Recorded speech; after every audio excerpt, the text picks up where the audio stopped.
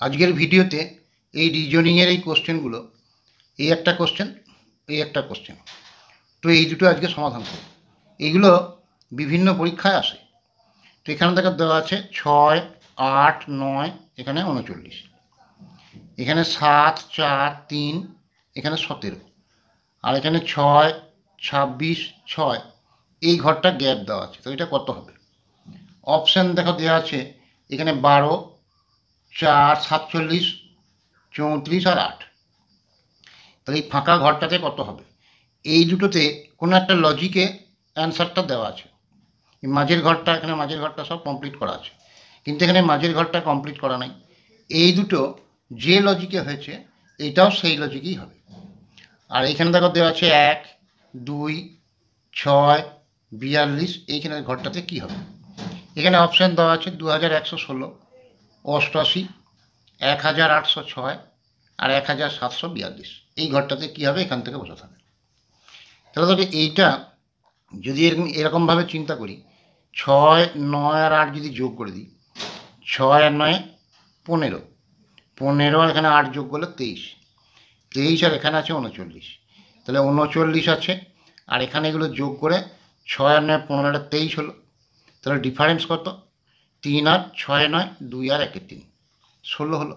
এইখানেও যদি একইভাবে লজিকটা লাগাই, তাহলে 7 আর 4 11, 11 আর 3 14, আর এখানে দেওয়া আছে 17, 17 থেকে এই 14টা যদি বিয়োগ করি, দেখো 4 আর 7 11 আর 3 14 হয়েছে, আর এখানে আছে 17, 17 থেকে 14 বিয়োগ করলে 3, তাহলে দেখো এখানে ডিফারেন্স হলো, এখানে 3, তাহলে এই লজিকটা কাজ হবে না।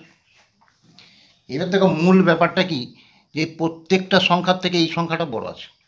এখানে দেখো এই সংখ্যাটা 3টের থেকে এটা বড় আছে, এটাও দেখো এখানটা বড় আছে। তো এমনভাবে লজিকটা লাগাতে হবে বা কাজ করাতে হবে যাতে করে এইটা যেন হয়, তাহলেই বাকিটা বেরিয়ে যাবে। তাহলে আমি যদি এইভাবে ভাবি, 6কে 8 দিয়ে গুণ করলাম 48, 48 থেকে 9 বিয়োগ 39, এখানে 7কে তাহলে পাশাপাশি দুটো গুণ করলাম, 6টা 48, 48 থেকে 9 বিয়োগ তাহলে 39, এখানে 7 3 21, 21 থেকে মাঝেরটা বিয়োগ করলাম তাহলে 17, তাহলে লজিকটা কাজ হচ্ছে। এই সাইডের দুটো গুণ 48 আর এইটা মাঝেরটা বিয়োগ, 6টা 48 থেকে 9 বিয়োগ 39, এখানে 7 3 21, 21 থেকে 4 বিয়োগ তাহলে 17, তাহলে এখানে 6 6 36, 36 থেকে কত বিয়োগ করলে 26 হবে? দেখো 36 আর 26 কত ডিফারেন্স? তাহলে 36, 6 6 36, আর এখানে ছিল 26, 36 থেকে কত বিয়োগ করলে 26 হবে? তাহলে এখানে 10 হবে। 6 6 36, 36 থেকে 10 বিয়োগ তাহলে 26।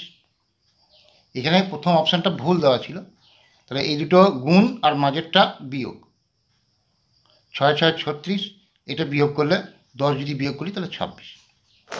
এখানে দেখো দেওয়া আছে 1 2, তারপর 6, তারপর 42, এই ঘরটা ফাঁকা আছে। আমি যদি ডিফারেন্স খুঁজি, এই দুটোর ডিফারেন্স কত? 1, এই দুটোর ডিফারেন্স কত? 4, এই দুটোর ডিফারেন্স কত? 36। এবার যদি এই ডিফারেন্সগুলোর মধ্যে লজিক খুঁজি, তাহলে দেখো এটা 1 স্কোয়ার, 1 স্কোয়ার, এটা 2 স্কোয়ার, এটা 6 স্কোয়ার, তাহলে এখানে 1 হয়েছে, এখানে 2 হয়েছে, এখানে 6 হয়েছে।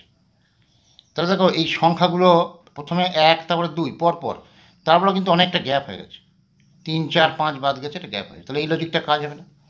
অন্যভাবে যদি দেখি, দেখো এই সংখ্যাটা স্কোয়ার করলাম, 1 স্কোয়ার মানে কত হলো 1, তার সঙ্গে যদি 1 যোগ করি তাহলে 2, মানে যে সংখ্যাটা আছে এইটারই স্কোয়ার করলাম, ওইটাই যোগ করলাম, তাহলে এখানে 2 আছে, তাহলে 2 স্কোয়ার মানে 4, আবার ওইটা যদি যোগ করি 2 তাহলে 6, আবার দেখ এটা 6 স্কোয়ার মানে 36, আবার 6 যোগ করলাম তাহলে কত হলো 42, তাহলে 1 স্কোয়ার দিয়ে আবার ওইটাই যোগ করলাম 1, তাহলে 2 হলো, তারপরে 2 স্কোয়ার মানে 4, আবার ওইটাই যোগ করলাম 2 6, তারপরে 6 স্কোয়ার মানে 36, আর 6 যোগ করলাম 42, তাহলে পরেরটা নিশ্চয়ই 42 স্কোয়ার হবে, 42 স্কোয়ার, 42 স্কোয়ার কত? 42কে 42 দিয়ে গুণ, গুণ করে দেখো 1764 হবে।